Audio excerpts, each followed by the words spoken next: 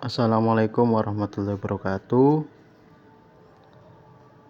Semoga tetap sehat dan diberi keberkahan dari Allah Subhanahu wa taala di dalam kegiatan asistensi pengajar di sekolah masing-masing. Nah, berikut sedikit tentang video dari mata kuliah pengelolaan kelas MISD.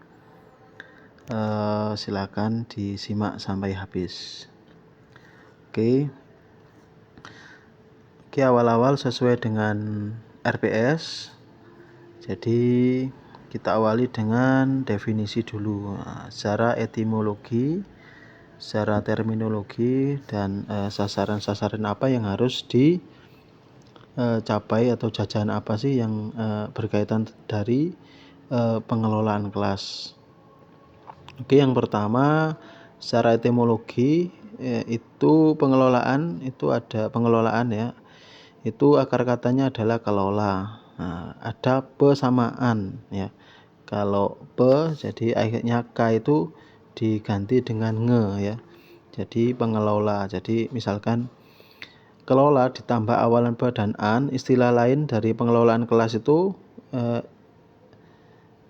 yaitu manajemen. Pengelolaan itu kan lebih ke dalam pengkondisian ya, pengkondisian dari kelas. Yaitu pengkondisian itu istilah lainnya adalah manajemen ya. Nah, manajemen ya, manajemen kelas, manajemen dalam bahasa Inggrisnya ya manajemen, yang berarti ketata laksanaan, tata pimpinan dan pengelolaan. Nah, pengelolaan di sini kurang lebih sama dengan pengelolaan yang ada di dalam pengelolaan kelas. Nah, ini secara etimologi.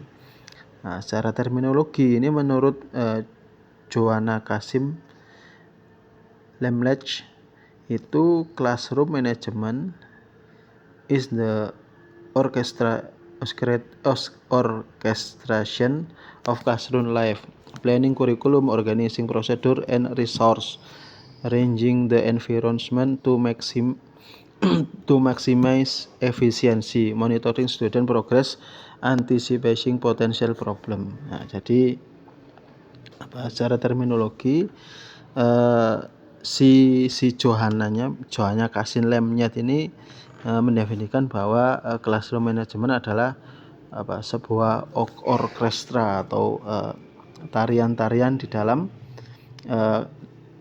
dari classroom life ya, dari kehidupan di kelas atau di dalam suasana kelas, yang di dalamnya ada sebuah perencanaan kurikulum, kemudian ada sebuah pengorganisasian prosedur dan sumber-sumber, kemudian ada pengelolaan dari lingkungan ya, memaksimalkan ya secara efisien dari peran dari lingkungan ya, role dari lingkungan sendiri, kemudian memonitoring student progress itu siswa ya, sampai mengantisipasi dari problematika yang ada pada saat Anda mengajar. Itu secara terminologi. Nah, kalau dari terminologi itu kita masukkan ke dalam tabel, bukan tabel tetapi lebih ke figur atau bagan. Itu ada 4 ya. Yang pertama perencanaan kurikulum, yang kedua pengorganisasian tadi, yang ketiga penataan lingkungan, nah yang keempat adalah memantau peserta didik. Nah, ini termasuk di dalam pengelolaan kelas. Nah, itu sasaran-sasarannya ya. Oke, kemudian ini ada sedikit review buku ya dari Tracy Garrett. Nah, beliau ini lebih ke buku monograf ya, monograf tentang keefektifan efektifnya classroom management ya, sesuatu yang penting lah dari classroom management itu. Nah, di dalam isinya itu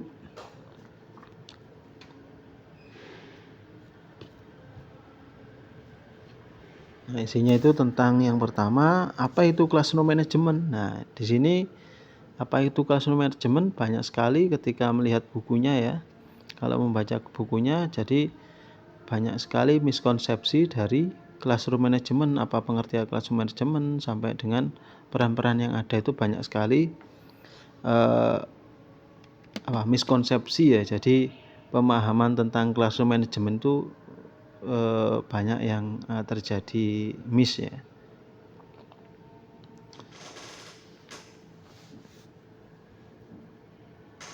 Classroom management is consistently identified as an important factor in student learning. Yaitu manajemen kan secara konsisten diidentifikasikan sebagai faktor penting di dalam kelas. Namun, yet beginning teacher, namun guru-guru pemula, nah ini calon-calon guru ini ya, dan bahkan mereka yang lebih berpengalaman ini lebih sering kesulitan dalam menciptakan pengelolaan kelas yang bagus. Faktanya banyak guru-guru pemula ini terus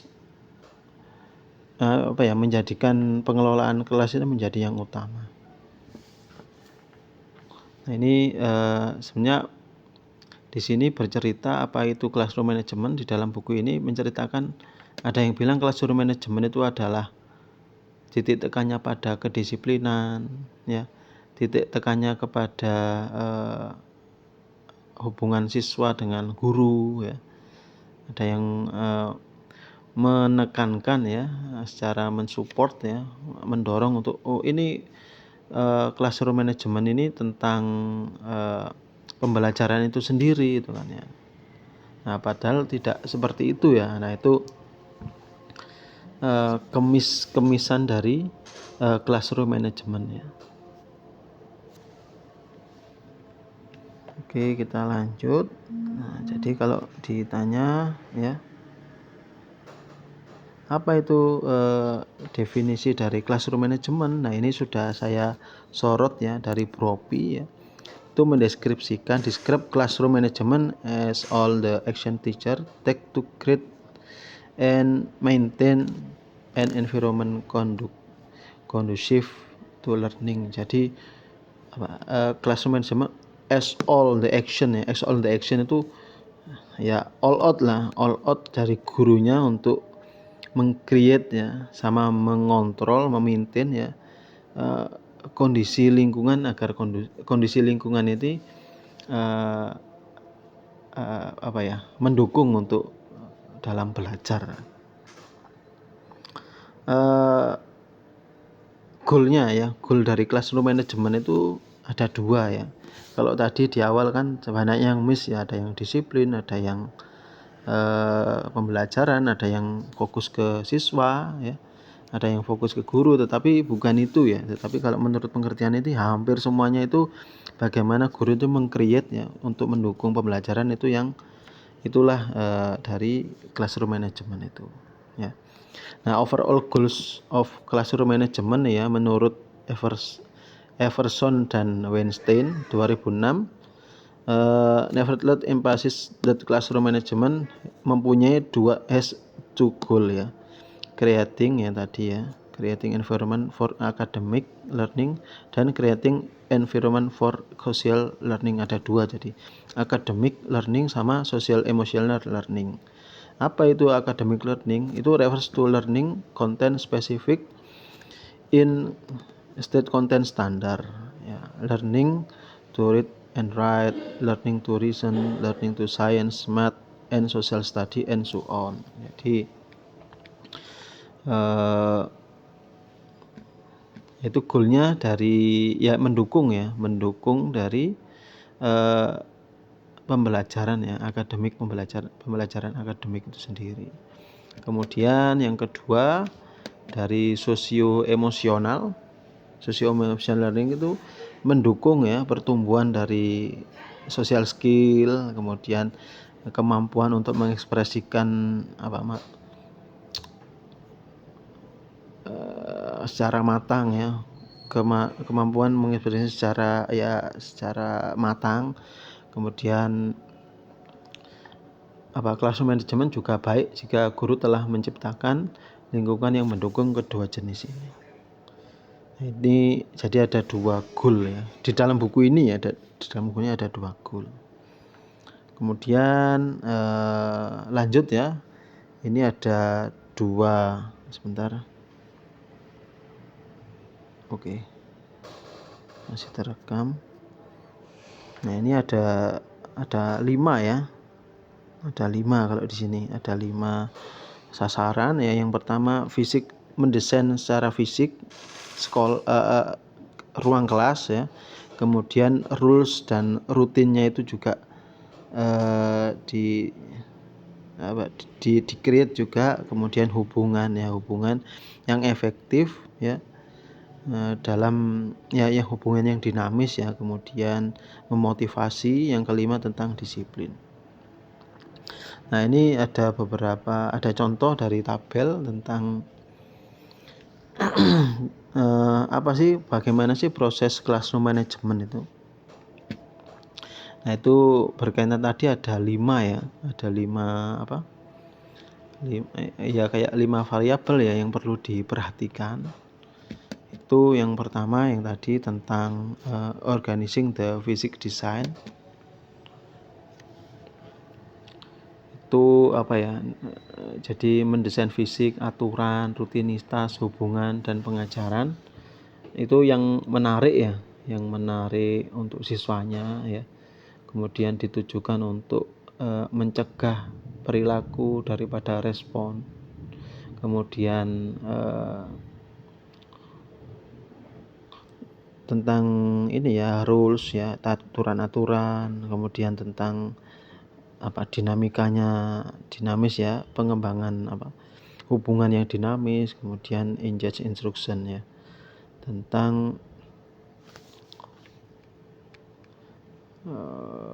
motivasi ya, lebih ke motivasi untuk siswanya ya, learner ini kan tadi sudah disebut ya, effectiveness manager development instruction that engage learner. Oke, jadi kalau di sini di dalam classroom management ini, di dalam figur 1.1 ini, jadi bukan hanya disiplin ya, tetapi bagaimana sampean ini meng-create dari pengelolaan kelas itu agar ya mencegah tindakan-tindakan yang tidak baik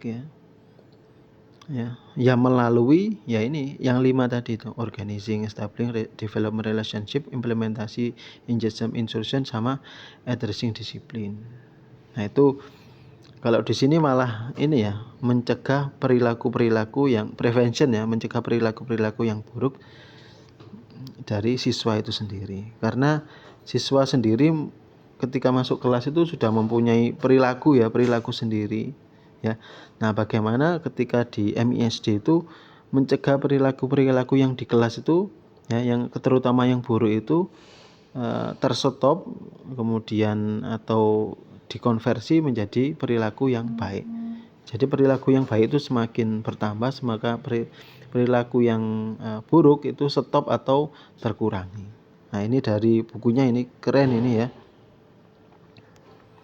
Kemudian goal dari bukunya ya the primary goal of this book is ya membantu teacher become effective classroom manager. Jadi membantu guru menjadi manajer. Saya kira waktu asistensi mengajar ini ya latihan lah menjadi manajer di dalam kelas. Bagaimana sampean mengatur dari segi fisik, dari segi aturan-aturan ya, dari segi lingkungan. Nah, itu bagaimana untuk